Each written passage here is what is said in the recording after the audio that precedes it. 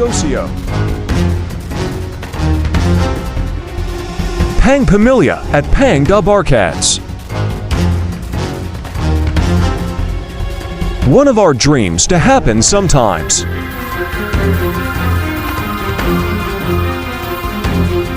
Watching your imaginations. Moxiong Servicio.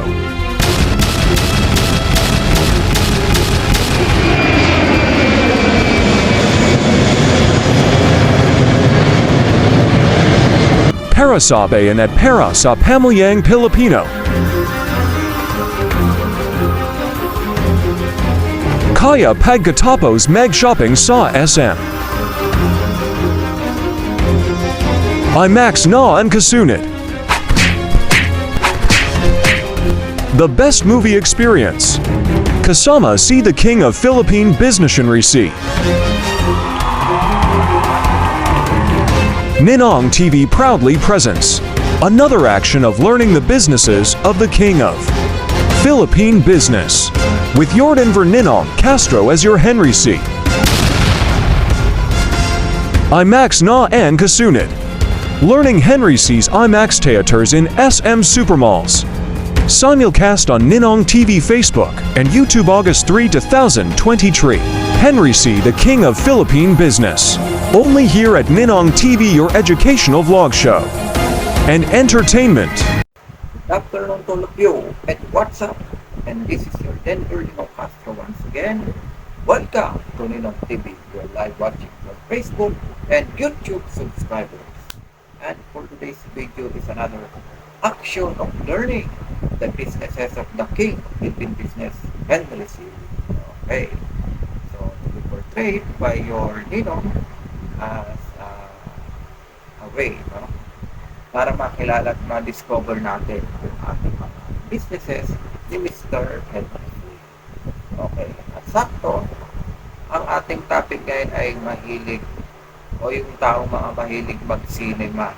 Okay, so last time, we do the lesson of si Tatang at si Posing, the SM Cinema businesses of Henry C, that is also being partnership with Vic Soto. Today is also a good connection that we will have.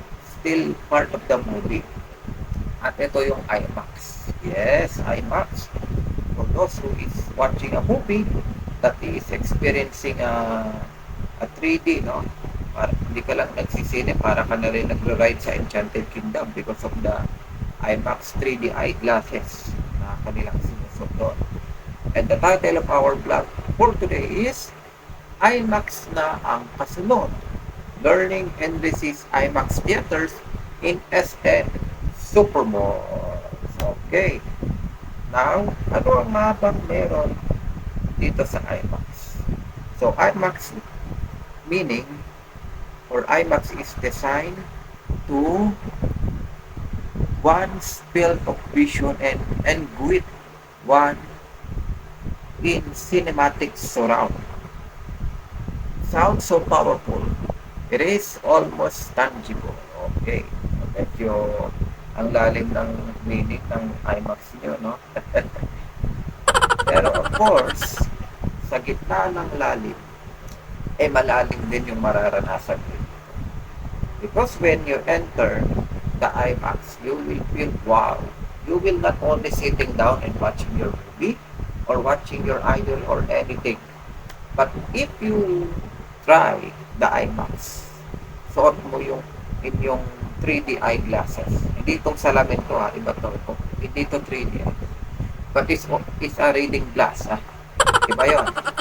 Yung experience na mararanasan nyo dito, when you go to IMAX, you can feel the objects, even the person. Diba? So, pagka nanonood ka ng sinehan, na parang pwede mo nang hawakan ng kamay ni Bossing. Diba? It's just like the flying object, yung mga sasakyan, spaceship, dinosaur. Ako, lalo-lalo na dinosaur. Pupunta sa bunganga mo, laki. Diba? So, isa po to sa mga franchise businesses ni Mr. Henry C. Ang kanyang IMAX, dahil ang IMAX is galing po sa Amerika. na may-ari po ng isang negosyante Kano na nakapag-partnership ng Senbisi to have a franchise. At dito po sa Pilipinas, meron na po tayong IMAX Theater. Hindi lang po si Henry C. ang may IMAX, meron na rin pong IMAX si Manny Villar sa kanyang Vista Mall in Cavite or in Las Piñas, I saw it. So, may Vista Mall doon at may IMAX na rin. So, for the first episode that you will discover is Henry C. and IMAX development projects. So, what are those or program that the C family created to serve the people and to enjoy what's all about IMAX? Check it out in this episode.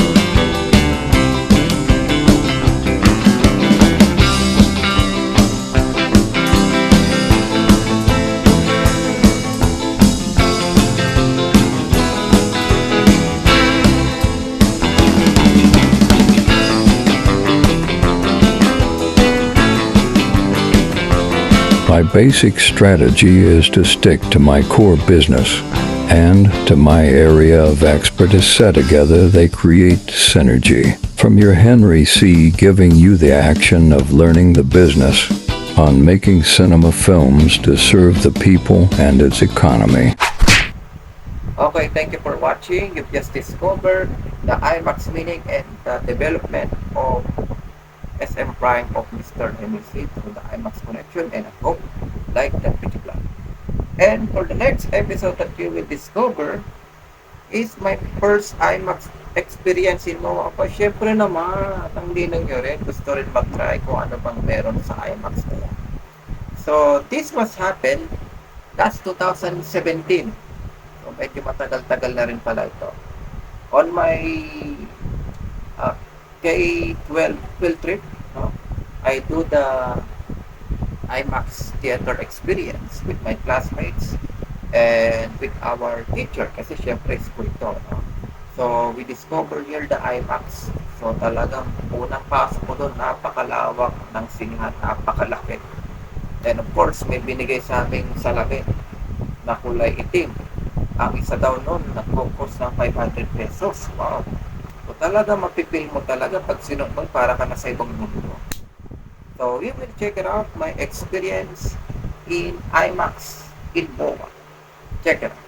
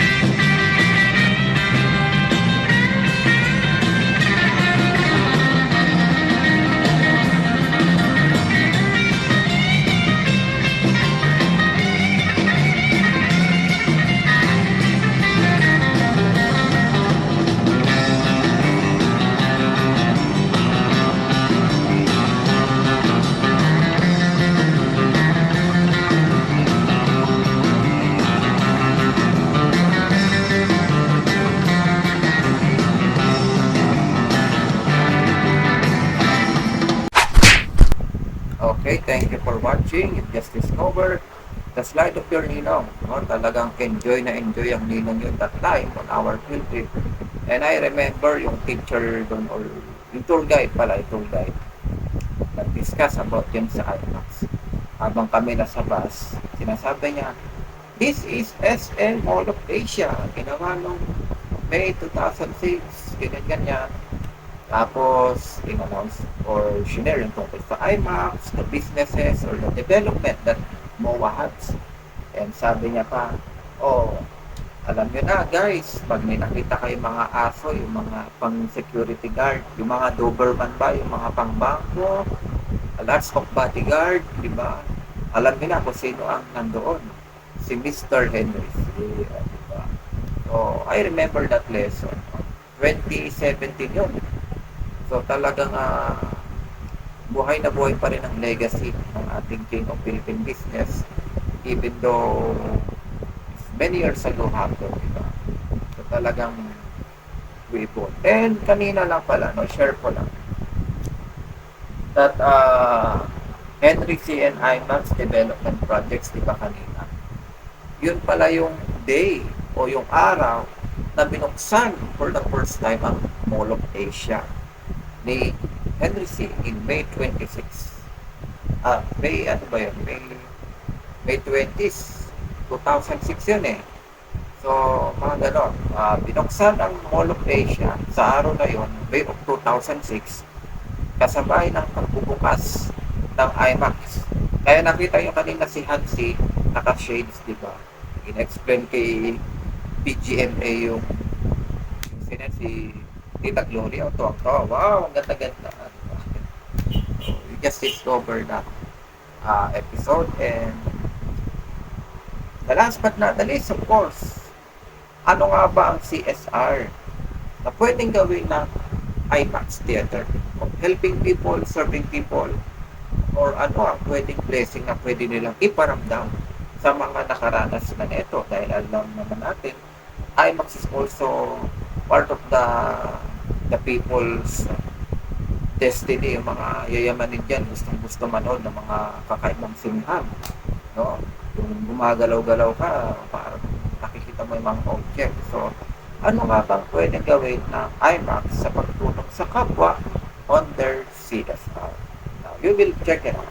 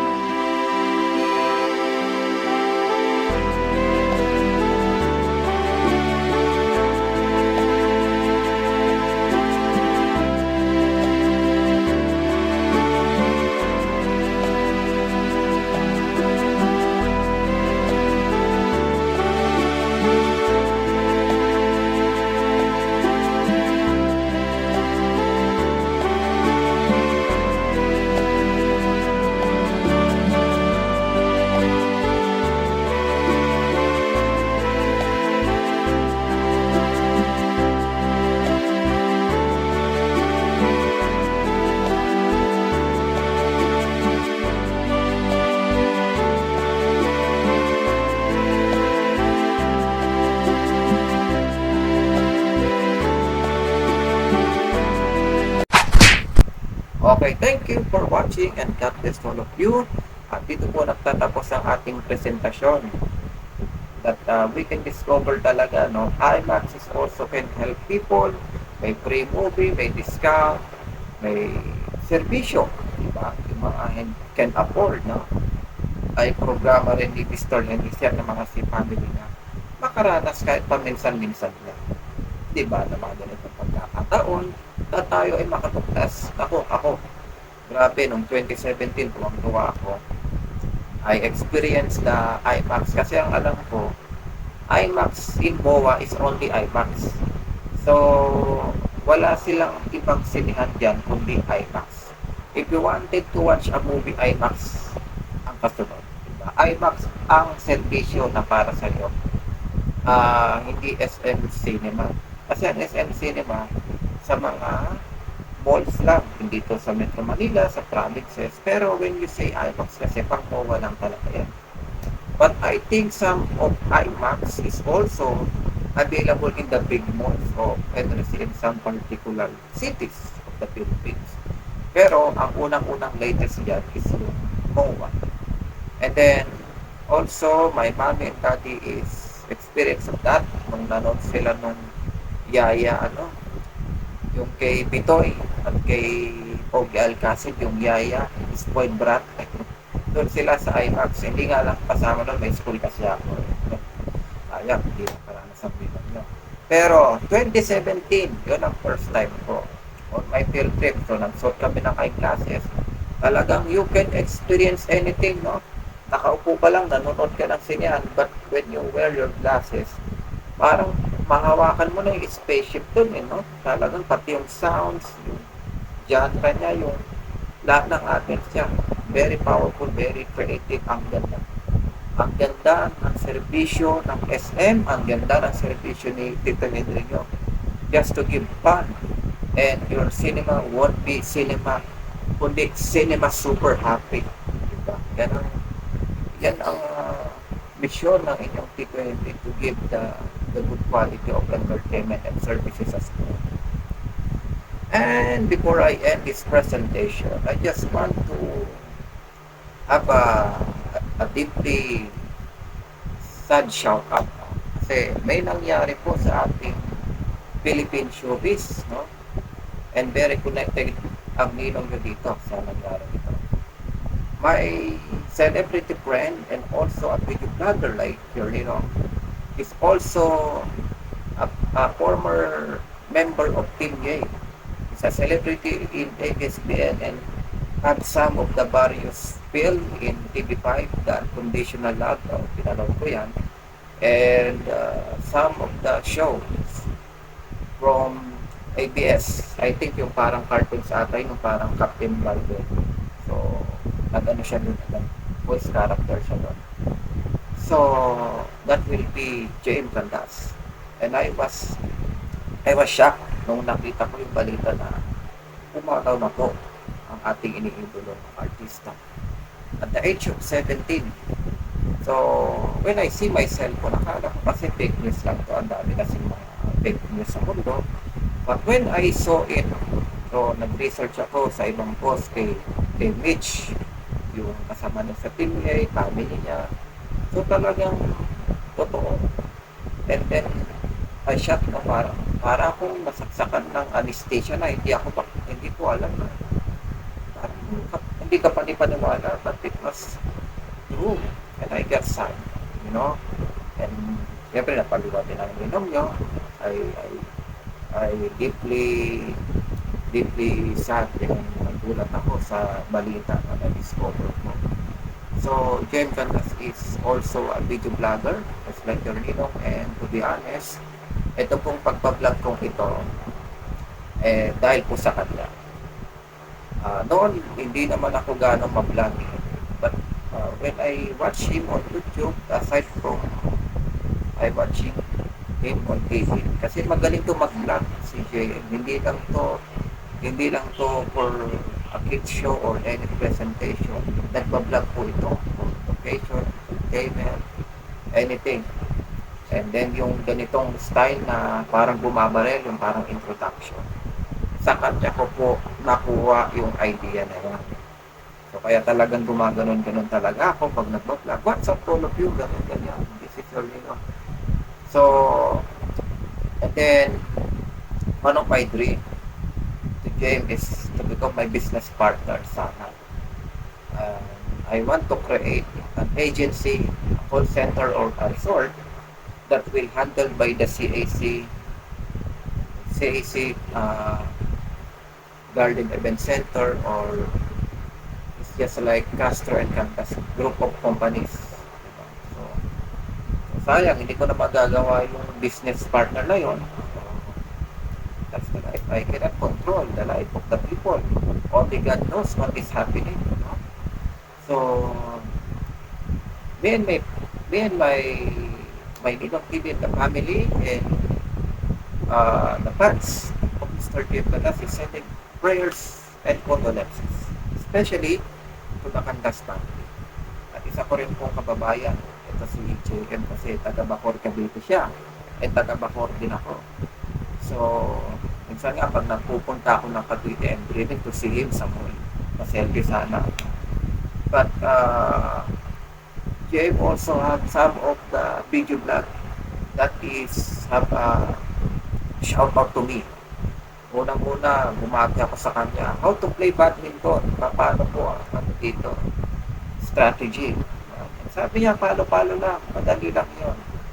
So, pag-aralan mo lang. So, I watched his live video in that 2018. And that is the first telecommunication na nabasa niya ang aking bakit. And then the lastly, I think, ano ba ito? April or May of 2021 or 22. Nag-live siya nung gabi na yun.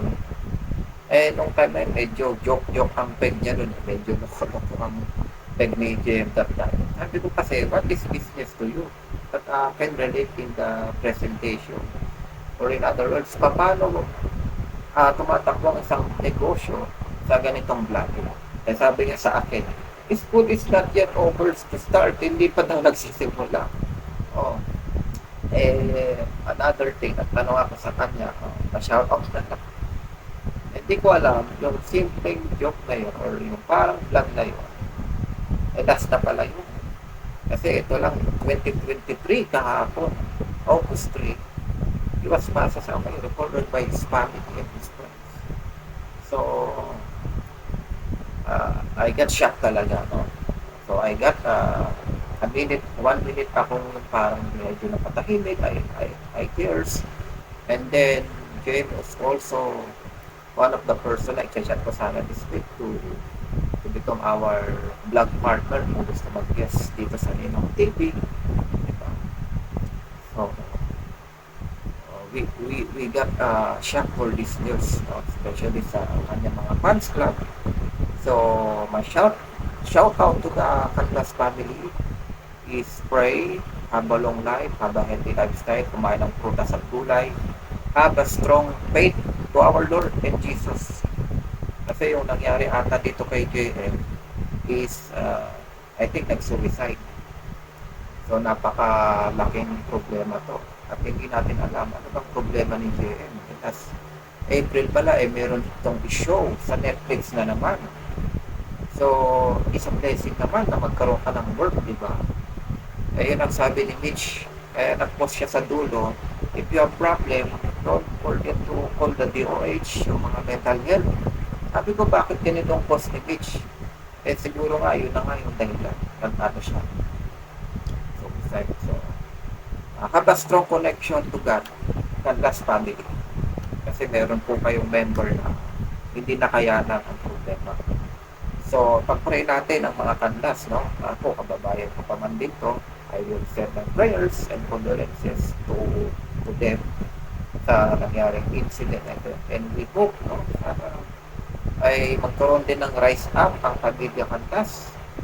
And ang dream kong maka-business partner si JM, sa kuya niya na lang. O, JM, kasama mo na si Henry C. Kayong dalawa na lang magka-business niya. Oh, my goodness. He's also one of my fans and my online friend because in some particular WeChat also, Nag-chat siya sa akin. Sabi niya, hi, this is Jen. Ang ganda-ganda kong magre-reply. Hindi ako kagaya ng ibang crush niya. Nagsisilson lang.